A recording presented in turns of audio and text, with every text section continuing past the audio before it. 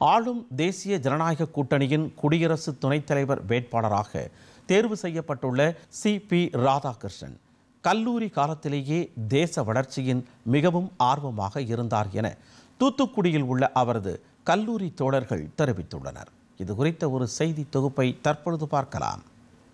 நாட்டின் துணை ஜனாதிபதி வேட்பாளராக என்டிஏ கூட்டணி சார்பில் சி.பி. ராதாகிருஷ்ணன் தேர்வு செய்யப்பட்டுள்ளது தூத்துக்குடி மாவட்ட மக்களிடையே மகிழ்ச்சியை ஏற்படுத்தியுள்ளது. கடந்த 1975 ஆண்டு முதல் 78 ஆண்டு வரை தூத்துக்குடியில் உள்ள புகழ்பெற்ற வ.உ. சிதம்பரம் கல்லூரியில் BBA பட்டம் பயின்றார். அவரோடு படித்த நண்பர்களும் அவருக்கு பாடம் எடுத்த ஆசிரியர்களும் சி.பி. ராதாகிருஷ்ணன் நாட்டின் மிக உயர்ந்த பதவியான துணை ஜனாதிபதி பதவிக்கான வேட்பாளராக தேர்வு செய்யப்பட்டுள்ளது மகிழ்ச்சியை அளிப்பதாக கூறினர். ராதாகிருஷ்ணன் படிக்கும் காலத்திலேயே இந்த கல்லூரியில் உள்ள பிற மாணவர்களுக்கும் அவர்களுக்கும் வித்தியாசம் இருந்தது. அவர் மேற்கு மண்டலத்திலிருந்து வருவதனால் அவருடைய குணாதிசயங்கள் சற்று அமைதியாகவே இருந்தது.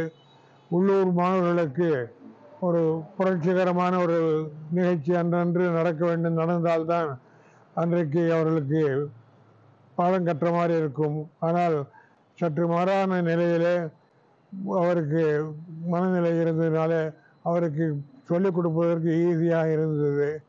இந்த நிலையில் அவரது கான்ஸ்டிடியூஷன் லாவை அதை ஸ்பெஷலைஸ் பண்ணி இன்றைக்கு நல்ல நிலையிலே அதை கவர்னராக இருந்து வைஸ் பிரசிடெண்டாக இருந்து செயல்படுவார் என்பது எல்லோரும் சொல்லும் காலத்தில் அது எனக்கு பெரிய பெருமையாக இருக்கிறது.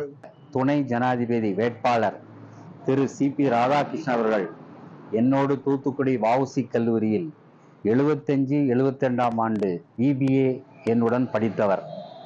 தற்பொழுது அவர் தேர்ந்தெடுக்கப்பட்டமைக்கு மிக்க மகிழ்ச்சி. காலேஜ் படிக்கும்போது 75-76 அந்த காலத்து ஜனசங்கத்தில் மெம்பராக உள்ளவர். அப்போவுமே கர்பி கடோன்னு சொல்லி வறுமையை போக்குறதில் ரொம்ப ஆர்வமாக இருப்பார். மேலும் அவருடைய ஊரான திருப்பூருக்கு எங்களை அழைத்து செல்வார். அந்த நேரத்தில் திருப்பூரில் BBA கோர்ஸ் இல்லாததால் அவர் தூத்துக்குடிக்கு வந்து எங்களுடன் 3 வருடங்கள் படித்தார். இது எங்களது வ.உ.சி. கல்லூரிக்கும் ஒரு பெருமையான விஷயமாகும். திரு ராதாகிருஷ்ணன் அவர்கள் எங்களோடு படித்து இன்று அரசியலமைப்பு சட்டத்தின் மூத்த அதிகாரியும் மூத்த பொறுப்பில் வருவதற்கு எங்களுக்கு மிக்க மகிழ்ச்சி. மேலும் அவர் துணை ஜனாதிபதியாக நாட்டிற்கு பல சேவைகள் செய்யுமாறு அன்புடன் ஆண்டவனை பிரார்த்தித்துக் கொள்கிறேன். DD தமிழ் செய்திகளுக்காக தூத்துக்குடி மாவட்ட செய்தியாளர் A. லக்ஷ்மணன்.